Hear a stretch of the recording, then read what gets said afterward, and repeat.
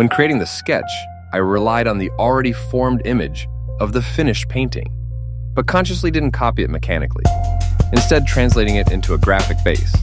I used a B2 pencil and an eraser. I began with the general shape of the head and shoulders, defining the silhouette with light, hesitant lines to allow for freedom of adjustment.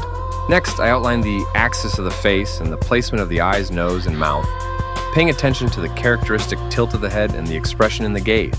I paid special attention to the hair. It was sketched not as individual strands, but as a general area with a direction of movement. I sketched the clothing loosely without detailing it, capturing only the main folds and lines of the design. I used the eraser not only for corrections, but also as a tool. I lightened the lines, refined the shape of the face, and softened the contours. I intentionally kept the sketch lively and slightly careless, so that the acrylic paint wouldn't overwhelm the drawing later, but would instead work alongside it. After completing the sketch, I moved on to the coloring stage, using acrylic paints and 3 brushes, a fine medium and a larger than medium brush. I worked strictly according to the chosen sequence to maintain the purity of color and the logical structure of the image.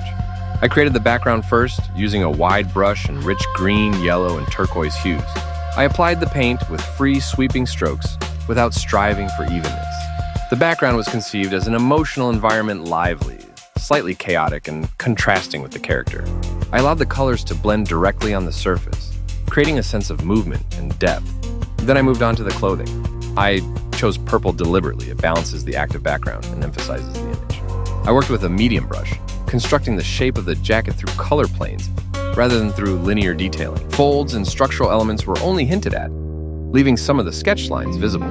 This helped maintain the graphic quality and character of the drawing. I painted the hair more carefully. I used a combination of red, orange, and dark shades. I worked from the general area to the details. First, I laid down the main mass, then added the direction of the strands. Here, I alternated between a medium and a fine brush, allowing the lines to remain slightly sharp.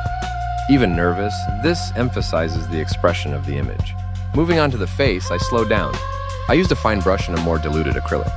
I built up the skin tone in layers, carefully constructing the shape of the cheeks, nose, and chin. The eyes became the focal point. The green color made them contrasting and lively. I deliberately left a slight asymmetry to avoid a doll-like look. Small details were added at the very end. The contours of the lips, accents on the eyes, elements of clothing, small splashes of color in the background. It was important not to overload the work here. I emphasized the existing elements rather than adding anything new. I used black lines sparingly so that they enhance the rhythm rather than dominate. Critical assessment of the work. This painting has a successful color combination and overall mood. The background and character work together to create a vibrant, memorable image. I consider the hair and gaze to be strong points. They have character and emotion. Maintaining the graphic lines over the acrylic also worked well, adding a touch of vibrancy. The spatial aspect wasn't quite right. The background could have been given more meaningful depth by creating a distinction between the foreground and background. The clothing looks too flat in places. Tonal transitions could have enhanced the volume. The skin texture could also be experimented with, adding more subtle color nuances. When refining the piece, I would enhance the light and shadow in the face and add a few cooler tones for balance. Perhaps the background could have been slightly toned down to further highlight the character. Stylistically, the work straddles expressionism, illustration, and naive art. This painting might appeal to people who appreciate bright color, emotion, and unconventional presentation, and a distinctive artistic style. Illustrators, contemporary art enthusiasts, musicians, designers, and anyone who appreciates images with character and mood.